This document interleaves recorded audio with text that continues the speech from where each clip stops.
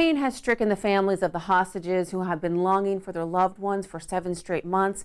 Now they're working together, doing everything they can to bring the missing pieces of their family back home safely. Omer, we know you are alive. We know you are whole. Be strong. We love you very much.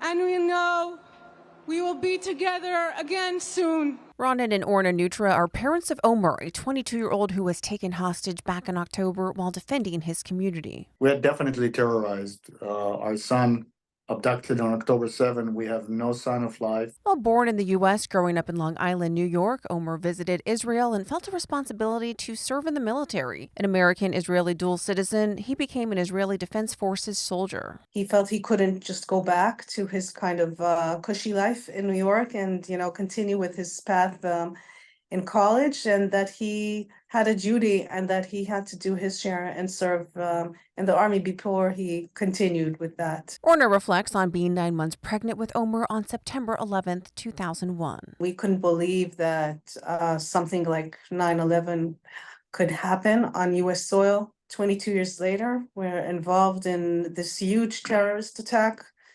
on Israeli soil. He was one of the first tanks, if not the first one, that rushed to the border to kind of close it. They were ambushed. Families joined 16 House Republicans who visited the area where Omer's parents believe he was abducted by Hamas. May they all be brought back home. The area is Nahal Oz, near the border of Gaza. More than 60 Israeli soldiers were reportedly killed there, along with dozens of residents. It's just heartbreaking to see the devastation and all those houses. And the evil. Families of the hostages began grieving together. Among one another, they found support, help strategizing, and thinking collectively. In the process, they've all gained new relatives.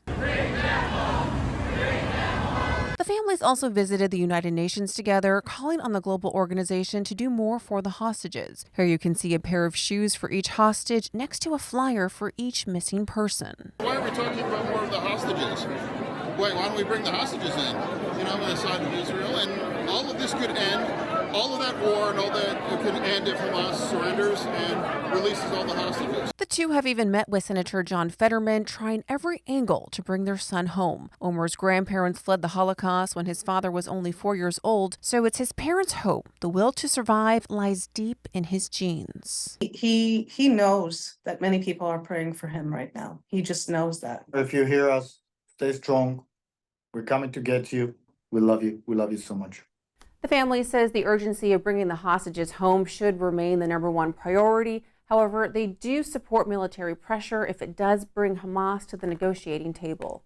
I'm Natasha Sweet for the Washington Examiner.